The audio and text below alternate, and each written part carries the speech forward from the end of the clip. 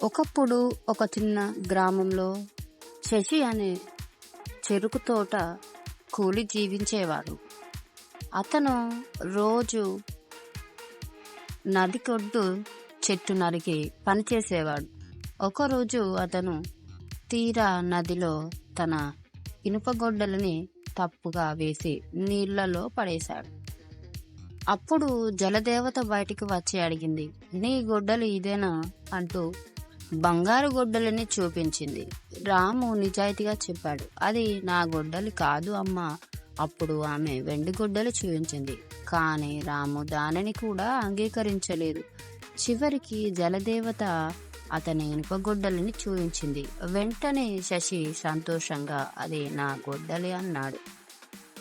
ఆయన నిజాయితీకి మెచ్చిన జలదేవత 3 గొడ్డల్ని అతనికి బహుమతిగా ఇచ్చింది.